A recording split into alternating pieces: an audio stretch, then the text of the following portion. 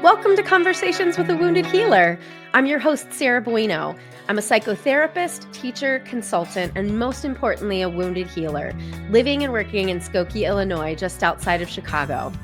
This is a space for thought-provoking, unscripted conversations with people from all walks of life, united by the shared mission of healing ourselves while promoting healing in the world around us.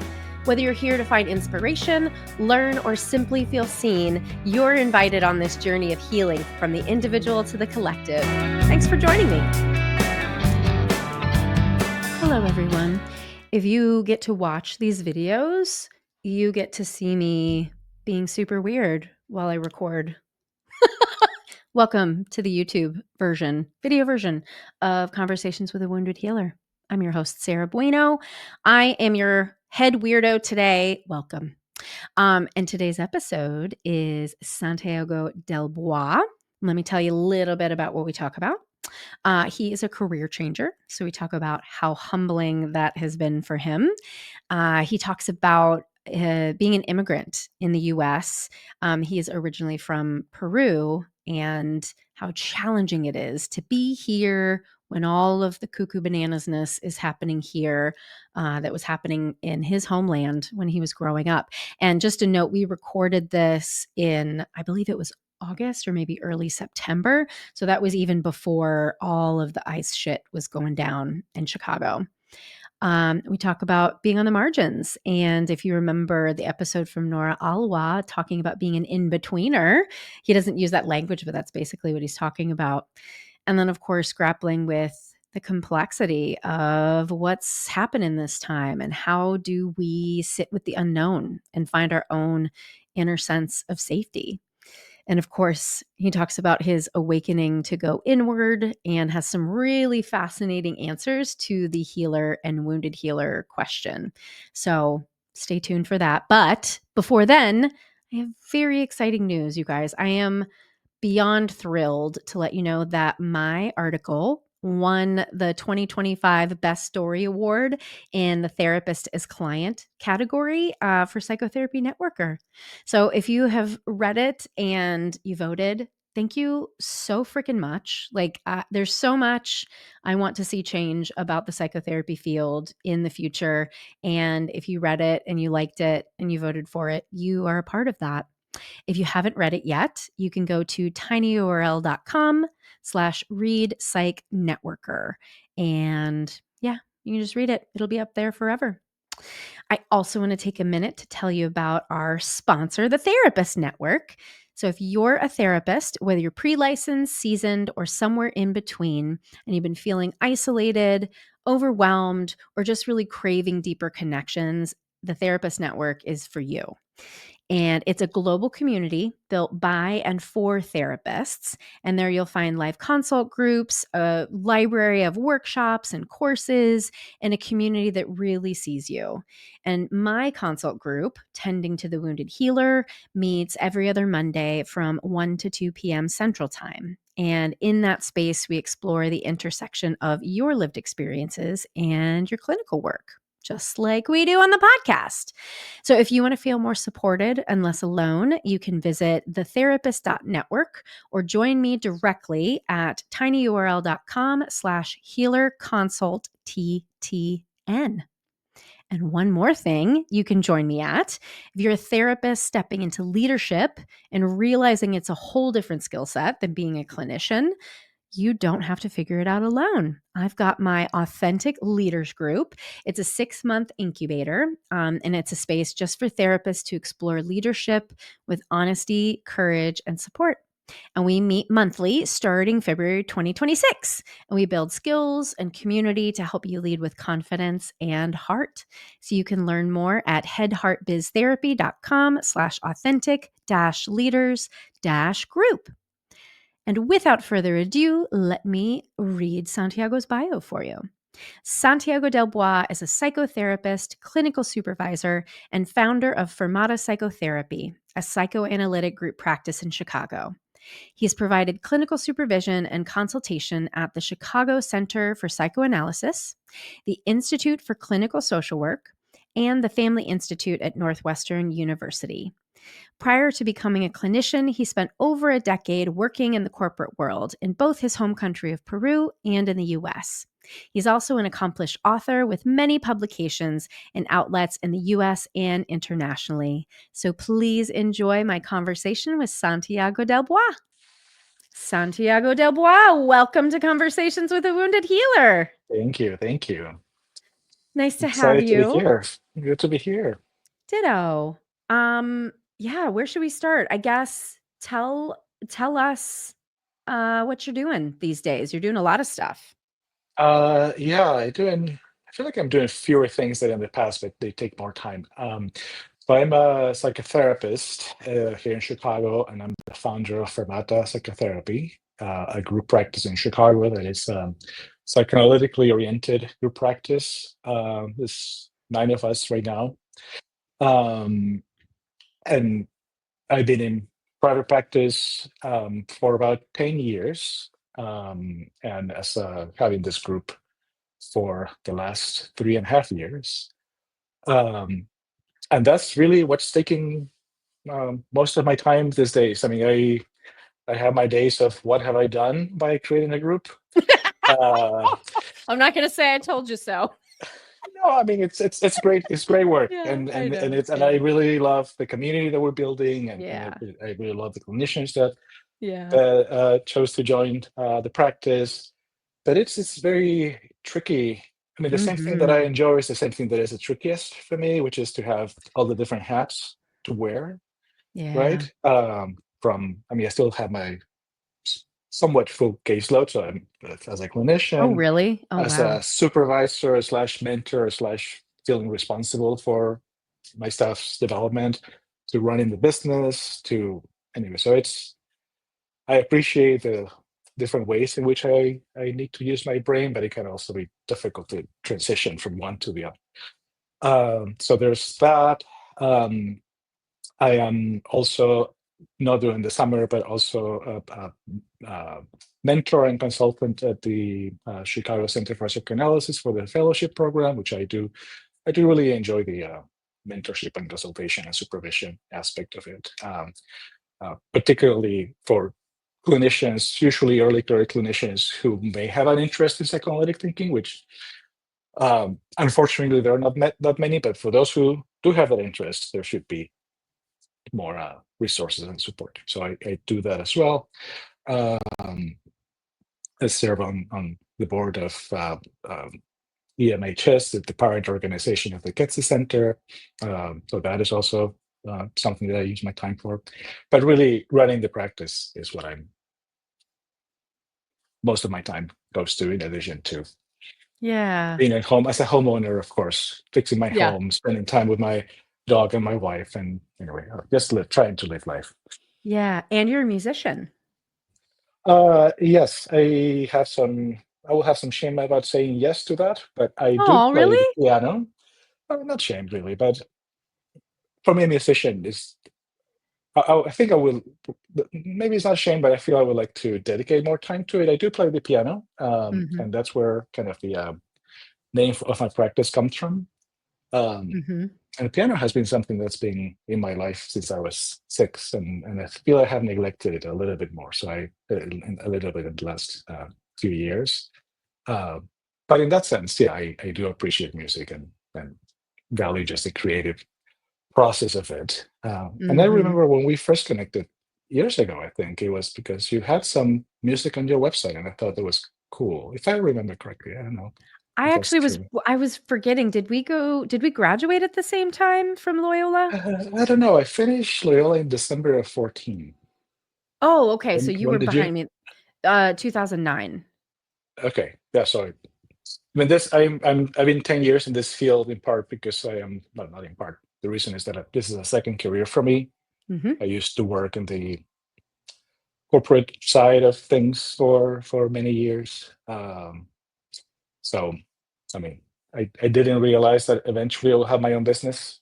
But that was a transition I made about 10 years ago, 12 years ago. And I'm very happy that I did it, frankly. Yeah. Yeah.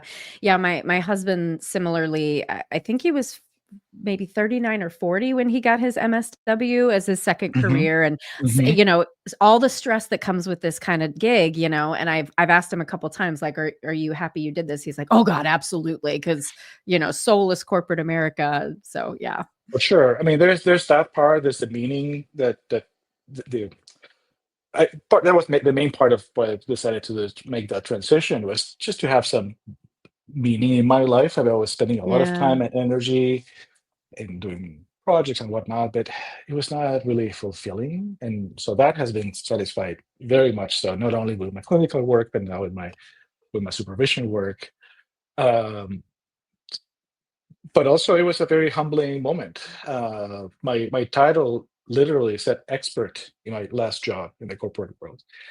And going from that to Interesting. I'm a newbie, and Yeah. it's not that I don't know what I'm talking about, but kind of I don't know what I'm doing.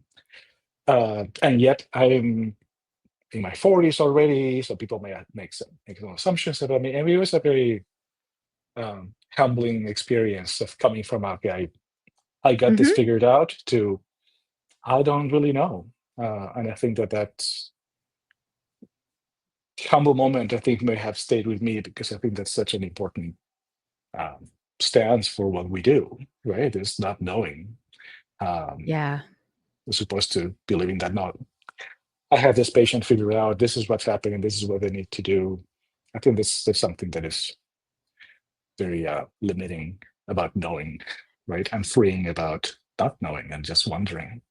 Yeah, and I'm glad that you said that because it's one of the reasons that I wanted to have you on this podcast because we don't know each other well, but like I've Mhm. always appreciated you and your work and every time you post something I'm like gosh, we really have the same philosophy on the way that we see the world and Mhm. approach therapy and owning practices and that sort of stuff. So, yeah, let's talk about how you are you because what I guess one thing I'm noticing is the way that we relate to what's happening right now really impacts how we show up and the work that we're doing and the relationships we have. And so I'm just curious how you're holding this really complex time that we're in, being a therapist in it. It's very hard, and in part because in my grasping or trying to grasp with what's going on, another one of my identities is very salient, which is that as an immigrant. A week ago, it was 20 years since I've been in the US. Mm, I'm originally from Peru. Um, so it has been, yeah, I made my life here, my profession is here, my home is here, right? But at the same time, it's just like for most immigrants, I don't really know how to situate myself in this, whatever is going on in the US, right? right. Uh, and at the same time, back home, things are going to shit even worse and faster, right? I mean, it is very complicated. So it is on the one hand very hard to see things happening here in this country as following a similar direction that what how things have happened back home. Yep. Uh, it's not only worrisome but scary given the magnitude of the impact of this country in the world. Yep. Um, it is terrifying, frankly, particularly having that context, right? Having, I mean, I lived through Right. actual dictatorships, right, with the Right. military on the streets, right? And Yep. anyway, it's so there's so much that for the last few years has felt like, well, that couldn't happen here, that it's happening, right? It's happening. Yep. At the same time, whenever there was, not whenever, a few years ago, when all this reckoning around race, the racism, for instance, that started, it was hard to situate myself, right, in that context, right? Mm, As a white Peruvian, how mm. do I fit, right, in this Yeah. black versus white? It had been very difficult, right? That plus my own tendencies of kind of, I think I have a tendency that is part of my work to stay on the margins, right, as opposed to kind of Mm, get all involved. mm. So it's been a fluctuation of really not knowing how to position myself vis-a-vis what's happening in this country, which is my country, but it's not. lately, I mean, I haven't had to worry until the last couple of years about will I be harassed in the street if I speak in Spanish, right? Right. Um, Right. so those reality, I don't think it's going to impact me personally, but the realities, right, of all the suffering, all the abuse, and all the violence gratuitously, right, that is happening Right. is very hard to carry. So maybe, as you can tell from my disjointed answer, I'm just doing my best to try to carry all this, but there's no Yeah. way to really sit with all that in a. It's hard to make sense, right? It's a kind of Yeah. ever evolving madness, right? That Yeah. is very tempting to just disconnect and detach and look the other way, but there's only so much so much time that we can do that, right? And so anyway, it is very hard, but I think that it has to do a lot with not only with my work as a therapist, but also with how do I find myself positioned, right, in the bigger picture, and also in the more um, specific situation of the relationship with my own patients, right, who may Right. see me as and project on me a number of different things, right? Yeah. From I mean, they can hear my accent, to that they see me as white. I mean, there's a lot that is sometimes it's spoken, sometimes unspoken, but that it also uh, enters the room in ways that um, make it at times hard to kind of again position myself vis-a-vis my patient, particularly with those who may have some feelings or thoughts about what's going on that are different than mine, right? And I think, of course, that's always a Right. challenge. But Right. yeah. And I love that you brought all of these different complexities forward, and that's one thing that I appreciate about the way you think, or at least what I can Mhm. see what you put out in the world is that, like, and this is my deep wish for humanity, but even more so for the field of therapy right now, is that are we need to train our our therapists more, like in social work and in all the disciplines, to sit with not knowing, to sit with nuance, to hold complexity, to grapple with instead of fight about. I mean, maybe we can Mhm. fight too, but still fighting with, like, maintaining relationship. And I want so deeply for that, because I really fear that if therapists are not prepared to hold ourselves together, how are we gonna Mhm. help the rest of the folks who are actually coming to us and looking for support? Mhm. Yeah, I mean, as you're saying that, I'm thinking sure about how are we gonna hold each other together. But also what you say makes me think about the necessity, which that's my own personal opinion, but I think you share it, the necessity for really looking inside, right? And not only not in the spirit of, yeah, I need to be aware of my biases to put them aside, but just Right. to appreciate the complexity, right? And Yes. the ever-changing mess, really, that we Yes. are. I don't care how many years in the field, how much therapy you've had. We're always grappling with things that are whether from the past that have still come up or from the ways in which we face new situations in our lives. But if we don't, I think we don't have that ability and capacity to expand the ways in which we relate Yes. to ourselves, Yes. then it's going to be very hard. I think it's very hard to just relate to our patients in the clinical setting, but also to our colleagues and to kind of humanity at large, particularly Yeah. at times where there's increasingly, right, more and more for closure, right, of as opposed to openness, right, of Yes. actually wondering about difference, right, and what's happening within me and what's happening within you. How can we try to understand what this fight, as you said, right? I mean, or an funny, but I think that if that doesn't start with an recognition and appreciation about what's going on inside each one of us individually, it's going to be very difficult to Yeah. be there, right, for the other. Again, whether it's our patients or our field or kind of humanity, right, as a whole. Yeah. Yeah.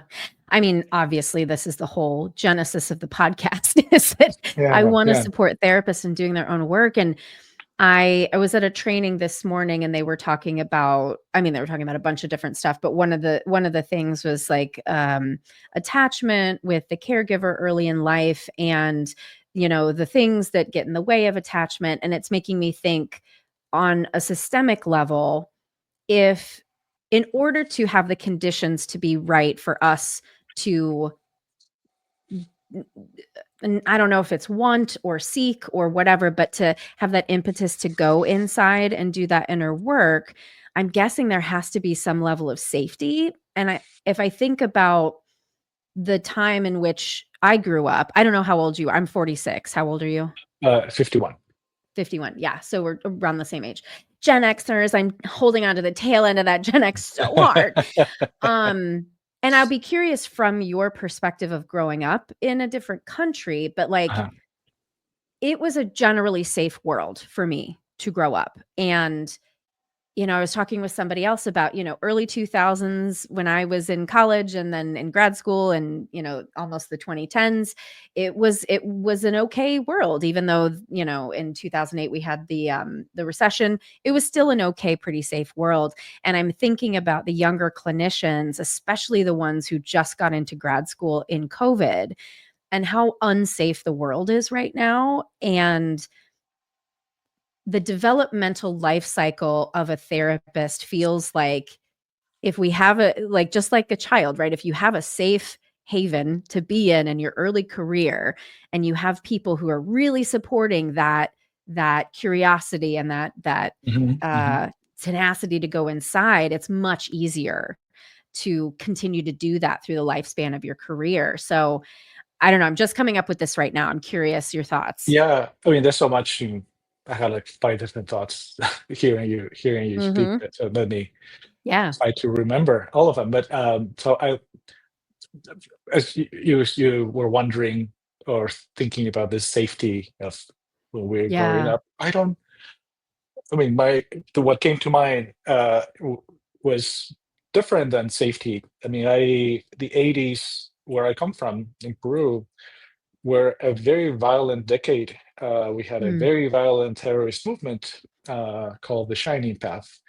And mm, between all the people they killed and what the uh, army killed, there were about 70,000 people dead. And I mm, do remember many nights we had blackouts, you could hear car bombs, right? So it was not mm, necessarily safe in that sense. Now, at the same time, I was a white middle class kid from the capital city.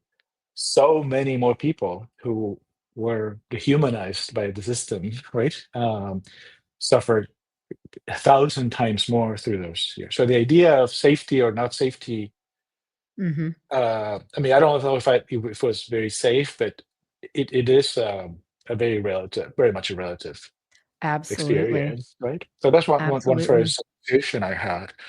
Um, and then the other thought that I had was, yeah, you mentioned COVID and the challenges of that, and what I wondered is also about how it is that each generation or each person has been prepared, so to speak, or has Yeah. found ways to develop the capacities to confront Yeah.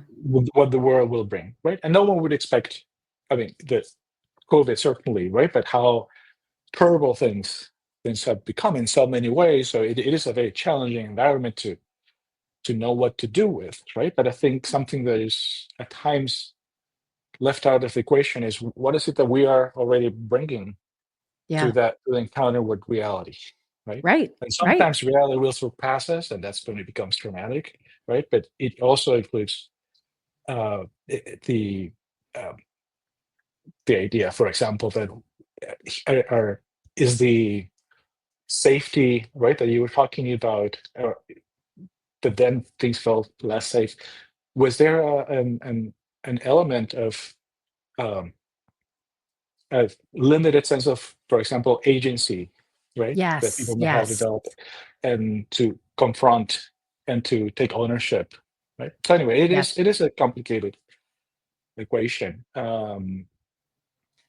But yeah, but it is just I mean, I don't know. It's hard to know what it would have been to grow up 20 years later, right? Or to come to this field uh, after that. But this whole idea that the exploration, which is, I think, was one of the things you were saying, this inner exploration, right, and Yeah. curiosity about ourselves, it can't happen, or it will probably would require some kind of secure base or Mhm. safe haven for it to Mhm. happen.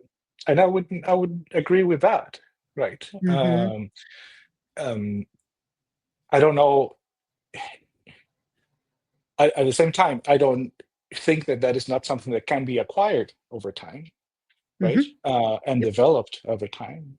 Yep. And in saying that, I'm maybe just thinking about my own experience. I Mhm. sometimes I know you. I hear people saying why they became therapists. Well, since they were little, all their friends would go to them, or they were always self-reflective, and that's not my experience, right? I was a Interesting. very shy, awkward kid, right? And still Mm. to this day sometimes. So whatever ability I've had to do this work and to kind of start learning about myself, it was acquired later in life, right? Mm. Certainly, I think that it has helped, given my, if I think of my professional transition, right, from the corporate world where I felt very disconnected, very lost, really, to Mm. this new field of therapy where I have felt much more connected, right, and much more Mm. supported, and meeting people who saw things in a similar way, etc. That sense of community has definitely played such an important part, right, in my Mm. own willingness, right, to look Mhm. at what it is that I'm bringing, what it is that I'm struggling with. So yeah, I think it does make sense that even for this internal journey, right, Mhm. we need to feel that it's that we have the support of the community, right, that would allow Mhm. for that, for us to embark in that. They can be very terrifying, right? And that's, I think, part of what's terrifying about therapy, whether people will recognize it or not. But at least in the way that I think about it, you don't know what you're going to find if you start this kind of unpeeling, right, of your internal onion, so to speak, right? If you start Mhm. that process, um, patients don't know what they will find. The therapist doesn't know what they will find in the patient. The therapist, we don't know what we're going to find in ourselves in Mhm. relation to the patient, right? Right. Um, so, but it does take that safety, so to speak, right, to Mhm. engage in what is a potentially very unsafe journey. Unsafe in the sense of just not knowing what it Right. is that I'm going to find inside, if that makes Yeah. sense. Can we unpack that even more? Because I Uh-huh. find it so interesting. Like, I think one of the challenges that I have with this topic is this is the way I was wired. For better Mm, or worse, I have always wanted to know myself. And I think it came from feeling, I mean, I was chronically suicidal as a child and like I wanted to feel better. So I thought, mhm, well, clearly there's something I need to fix about me. And so I was mhm. always interested in that. And so I'm really curious to hear some more of the details. Like if we can sort of unpack a little bit of like, were there moments where you were like, "Oh, it's too painful to keep living this way," or like, what is it that was finally like, "Aha, I need to go inward if I'm gonna do this?" Yeah, I mean, I don't. Yeah, it's like that's a good question. I think I probably did live in my head for a lot of my own childhood, right? Mhm, I was not chronically suicidal, but I was chronically lonely, right? And feeling very mhm, isolated, very disconnected. mm, And there was, I think, a lot of need that was unmet that I didn't mhm, recognize and that I tried to meet in ways that really were not helpful for anyone, and they kept me. They further, right, my sense of disconnection. Um, Mm. and but I think that it did have, and that I think something that happened as a result was I just didn't know who I was, didn't know what I wanted, didn't know. Right, I lived a lot of my life by inertia, really. Right, I mean, Mm. I had there were some things I wanted, or I felt some spark for, right, but Yeah, yeah. that will dwindle very quickly, right? So Mhm. I'm sure I had certainly professionally a successful career before, but it was okay. I'm off for a job. Okay, I guess I'll do that. I guess I'll do this. It was not like a fire, right? That was Mm. behind. Mhm. There were some moments in which like that I think are maybe pivotal moments in terms of um, finding something that, yes, this is something that interests me. There are two moments that are very specific that come to mind, but one is when I was in my college in Peru works very differently than here, but I was in college completely lost, not knowing what to do. I had been there for a few years studying things that I was not interested in, but I had a curiosity about. At the time, I was studying economics, and I was very curious about Mm. what moves people to do, buy, and I didn't know it existed, but there is a branch of psychology that deals precisely with that. So I remember seeing that on the schedule of the psychology department, the school where I Mm. went to, and it was a moment of, oh my God, this is exactly what I want, and that Mm. led me to study psychology as an undergrad. Or later on, as I was already here in the US, still working in the corporate world, um, but really just going through the motions. Um, Mm. there was a convergence of things that happened, my own therapy, some people in my life at the time that were going through similar transitions. Um, but there was this specific moment too where I attended some event and there was some explanation of a psychoanalytic concept that it left me. It was the concept projective identification. We can talk about it later, but that Mm. left me Mhm. wondering, oh my God, this is so interesting. I want more of this. So Mm. connecting with with this desire, with it, I want this, right? It Mm. was like enough of an engine, I guess, to contribute. It was not just that, Yeah. right? But it contributed to, okay, let me leave everything that I've done so Mm. far. And I was maybe already in that path, but it was a moment, right, where desire Yeah. came in a burst of desire uh, for more of this because I felt stimulated, I felt so engaged and interested.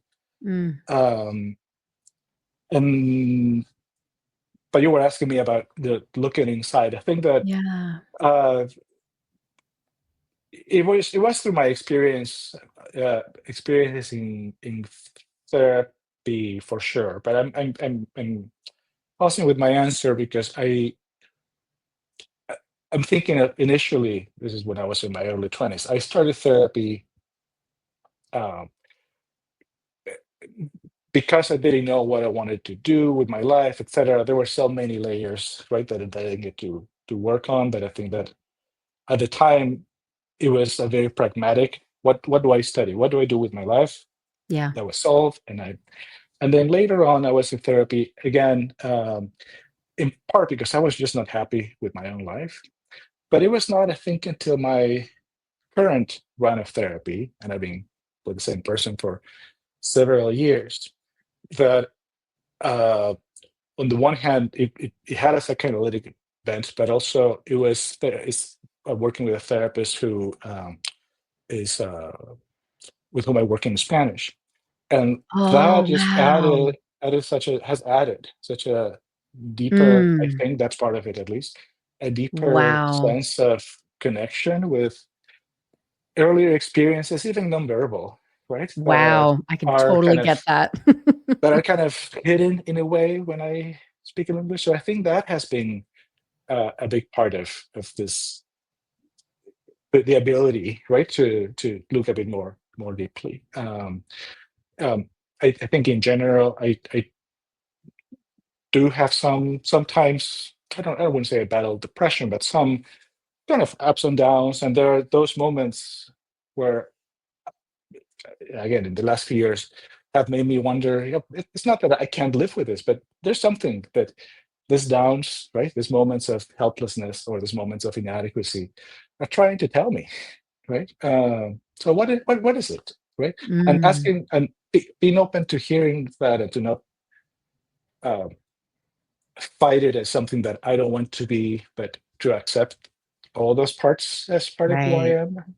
I think that's part of what's allowed for that exploration, right? And I guess I would add that to this idea of the safe haven that we need to have, the community to this exploration, a sense of acceptance of anything we can find within ourselves, which again is still this all to this day is a difficult task, but I think that that started developing a few years ago, and I think Mm, that's essential, right? The recognition hmm. of, I mean, there's nothing inside of me, I think, that I'm not going to like everything that I find, certainly, right? Right. But maybe I can try, right, to make space for it and to recognize it and to Hmm. notice it and to understand it, right?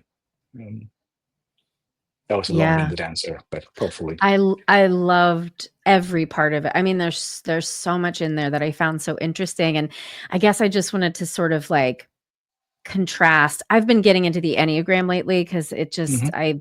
I just I don't know. I love yeah, I don't know. I just love thinking about like what are the things that are like innate temperament sort of things and what are the Yeah, yeah, things that are yeah, shaped by our environment and just hearing how like there was always a part of you that was like inward and sort of like for quiet and sure. shy and like and then it was harder to find that drive and for me I was the opposite. It was like, well, this is the thing that I'm going to do and it was music because Right, I right, didn't right. know no one ever like told me anything else that I could do. You're a good singer. Great. I'll be a music teacher. And I, went for it and then realized like, oh shit, that's not what I want to do. And then, I had a little crisis there, but it's just, it's, I don't know. I love that we can end up in the same place from two different completely starting points with two completely different orientations to how we present in the world. Uh.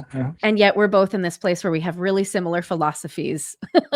Absolutely. No, and that's Yeah. the thing that I think maybe it's not only true of our field, but I think that's such a um, one of the things that I love about our field, right? That I mean, you can find, and even in my own little community in my practice, right? It is the paths that all of us have taken to get to Mhm. this field and to a desire to work in a specific, to understand human nature Mhm. and clinical process in a specific way are so different, right? Mhm. That and I think that is part of what adds richness, right? And Mhm. to this kind of work, right? And depth and complexity. I do Mhm. also appreciate the temperament Mhm. mention, because I think that is something that sometimes we might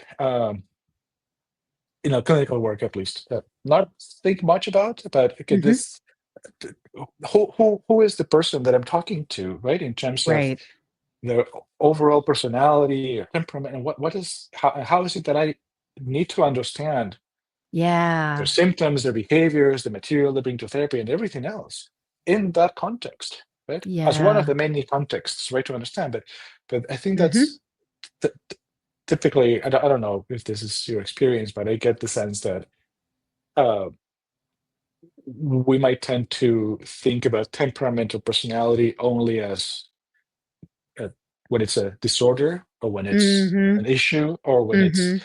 but not as well. Let as part of the whole, right, of who someone is. Yeah.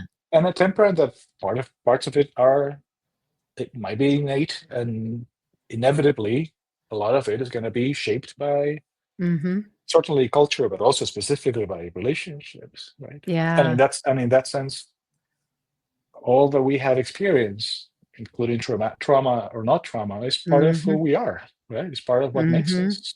Yeah. Uh, yeah.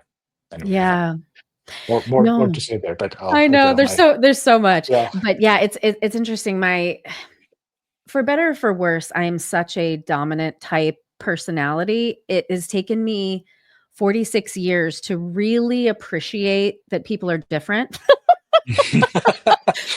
And my husband has been such a beautiful teacher in that. Like, he's the exact opposite of me in so many ways. And as I've been like doing more leadership development training and watching him essentially like follow in my career footsteps of like becoming a Mm, social worker and getting this now manager job, and now he's teaching, and all of these things. And because he's so different from me, he puts a lot of pressure on himself to try to be like me, mm, because he's like, "Oh, you're the reason I went into this field, because look at mhm, what you're doing. I'm so inspired by you," and da da da da da. And like, "Thank you, babe. You're so sweet." Um, but I keep having to remind him, "You are not me, and you shouldn't be, because there's a lot of baggage that comes with this, and you don't want it. Like, you got your own baggage." And so it's been so cool to try to help him unpack, like, who do you really want to be as a manager? Who do you really want to be as a professor? What does it mean to you to be a social worker, knowing that you're introverted and I'm extroverted? Like, you have a right. different way of thinking about, you're a male, white male, have a different way of thinking about things. Like, and it sounds really silly to like say that it's taken me that long to really understand it, but there's something, I feel like I have access on a deeper level to appreciate the difference, because I love myself more after doing Mm, more inner mm, work. You know what I mean? mm. How is it that you have through your inner work became more able to appreciate the difference? Well, it's probably, and I'm working this out right now. So thinking out loud, I wonder if I spend so much less time needing to prove that I'm worthy, because that Mm, was always it. Like, I have to do all of this stuff outside to just prove that I'm worth anything. mhm, And mhm, now I just trust that I have inherent worth. And I mean, it's not like that's constant. Obviously, it goes in and out, but I trust it a lot more than I ever did before. And mhm, without that noise in the way, I can mhm, not just see, because I could see other people's differences, but I couldn't take it in. And now I mhm, can take mhm, it in a new way. And I can like really slow down enough, I think, to take that mhm, in mhm, and mhm. appreciate. Yeah, yeah, no, that makes sense. I mean, it is, yeah,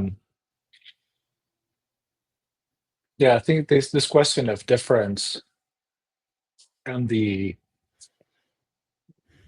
or before that, one of the things you were saying, that this questions, right? Of what kind of of social worker you want to be, what kind of, right? That you, Yeah. I think that's such a central part of the work that we do, or at least the way Mhm. that I think about it, right? It's a work of supporting people's becoming, right? And Yes. and Yes. it's a becoming that hopefully through the work, and this can take a while, right? Is going to be rooted not on whatever expectations or pressures, right? Mhm. Mhm. Have been internalized and have shaped who you are, or limit the range of possibilities that you could see for yourself, right? Or Mhm. consciously or not, right? But that Mhm. is coming really from within, Yeah. right? Not even from a therapist who is helping, oh, try this or try that. No, no, no. But truly from within, right? Yeah. In a way, in a process that it is also not only of becoming, but of constantly becoming. That is not that Yes. you Yes. get there. Okay, this is who Right. you are. No, this Right. is not. It is who you are right now. And who knows later, right? Yep. Um, across all the different dimensions of how we might define ourselves. But I appreciate again the I don't know if you use the word becoming, but I was hearing in it in all Yeah. this questions that you asked. But that's I think such a central part uh, of of of the work that we do, right? To not helping people become, but it's a process of becoming, right? The process of therapy, Absolutely. um, and also a process of going back to the point about difference of appreciating. difference, right? And Yeah. appreciating that, which is has so many ramifications, right? From difference, truly difference of this other person is not only an other, but is an other with their own subjectivity and their own experience and their own, right? And Right. that maybe I can relate to as an actual human being, as Yeah. opposed to just being a bundle of what I project onto them, right? Yes. Yes. That yeah, they're other, but it's what I think they are, not so this that that element of difference, how which Mm-hmm. is, involves not only separation from okay, you're not like me, but also you're not like I think you are, right? You are Right. your own person, Right. which is very hard, right? For it's very hard, period. But also, and it also makes me think this idea of difference about um, the. I think I was reading something earlier that led me thinking about this. How we might, and in some cases for a very good reason, certainly, but we might think of sameness as the thing that can help one feel safe, that okay, I need someone who is like me. I was even saying that working with someone in Spanish, right? And if that is what it takes for us to become, for us to be in this world, to find sameness, that's a very small world, right? Yes. So is it possible through this work, Yes. not only through this work, but also through this work, to make space for that difference and to Yes. recognize that we therapists and patients, we are, yeah, I don't know, you may have, in my case, come to me because you wanted to work with someone from Latin America who spoke in Spanish. Okay, so there is some sameness, but at least in Mm-hmm. my experience, if that is where it stops, Yes. that's a dead end Yes. relationship, and that's not going to help. And in fact, that was Yes. going to only highlight other differences. Okay, we can both speak in Spanish, but I'm white and you're not, right? Or I'm an immigrant and you were born here, or whatever it is, right? Right. So if we don't make room for that too, I think Right. that's a very challenging piece, right? Making room for difference, and which means making room for the anxieties that Yes. difference creates, right? And Yes. being able to tolerate that. But anyway, that's a separate topic. But is the idea of difference and the recognition of difference is such a challenge, but such a central Mm-hmm. um, Mm-hmm. aspect of the work we do, and many possibilities, right, for its Mm-hmm. future, right, for the future of our Mm-hmm. field.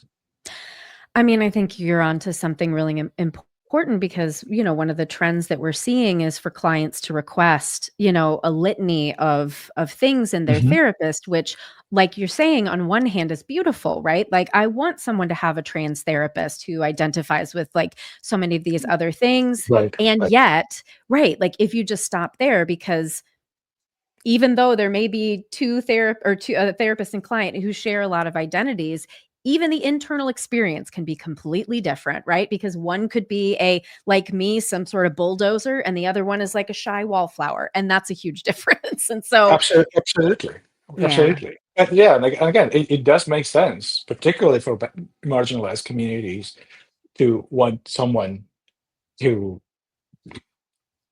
maybe they might think gets it, right? That I yeah, don't have to explain, that will know what it is like. right. And I think there's a fantasy in that, right? That Yes, I won't yes, have to, certainly I won't have to suffer. I don't have to be uh, looked yeah, down or othered. And there's mm-hmm, a very valid wish in that. Also a fantasy, perhaps, that I will not have to kind of explain because you yeah, know, right? right, And I can understand perfectly fine those fantasies and those wishes. It makes sense, certainly from the patient side. As therapists, I think we need to be extremely cautious with yeah, that, right? right, Precisely mm-hmm, for the same reasons that you're saying, right? In recognizing mm-hmm, that there's so much, right, in our experiences that is different, and that it is that difference mm-hmm, from where I think, or a big part of where growth can come from, right? Um, and hopefully, again, it'll be generative and something that will come up, as you were Mm-hmm. saying, based on uh, other aspects of a therapist's identity or their own personality or their own anyway. But Mm-hmm. it is, I think, the other challenge, and again, that kind of situation can create is when therapists might not only kind of promote, okay, this is who I am in terms of my identities, because they know that it might be important for patients, and absolutely. But it, there's, I think, maybe an investment in being seen as what I would call in my own lingo a good object. I Yeah. will get you. I will understand you. I will, Yes. because Yes. I've been that.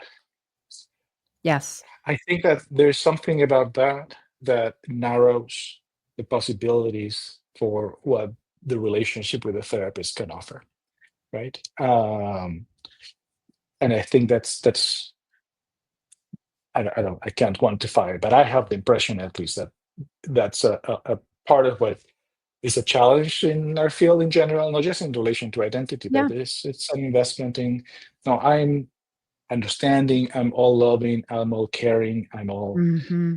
And the reality is that it's a bit more complicated, right? We are all very complicated people, and I'm going to have a lot of different feelings about Yeah. every person that I work with. Um, so anyway, Yeah. that's another rant. But Yeah. Yeah. Well, I can't believe the hour has passed so quickly. And I would be remiss if I don't ask you the very important podcast questions.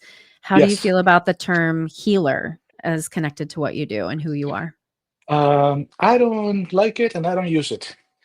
Uh, to And be you don't honest, have to. I don't have to, certainly. And I don't. The reason I don't like it is because, to me at least, it sounds as us doing something, Mhm. like operating on, right? And Mhm. our patients being someone that has something done to. And I don't think of the process of clinical process in that way, right? Of I am Yeah. healing you, I'm the Yep. healer. Yep. That might not be the connotation for people who use it, but that's what I hear when I hear it. Mhm. And that's uh, and so that's the main reason. Another reason, maybe more recent, is that I think that there's how should we call it, such an emphasis on healing that I think at Mhm. times, sure, I Mm. get it, right? But it might feel very similar to, let's just heal close things. Yeah. And as opposed to, I don't want people to feel wounded, right? But just embrace your wounds. If they're open, accept, live, learn to. I mean, there's something about healing that feels like closure and a tendency to, let's just, as a Yes. wound, right? Now I don't have it, right? Yes. Yes. You're onto But something there. I don't know if that's how I see the process either, right? Yeah. It's like Mhm. a tendency, which is very understandable, right? But in our general culture, to repair, to heal, to, okay, let's Yeah. come to peace, right? Which I think it might foreclose, uh, whether it's growth or recognition of difference or just the feelings that we might choose to carry, right? So I wouldn't Yeah. want to pressure anyone to, and that would be a pressure to heal, Mhm. right? So that's another reason. But the first one is the main reason why I don't use it. Mm. Mhm. Mhm. Do you have time to answer another question? Because I know I we're, do. like, literally at time. Okay, good. Just wanted to I make have sure. time. Yeah. Yeah. Okay, good. Good. Well, how do you feel about wounded healer then? Are you a wounded healer?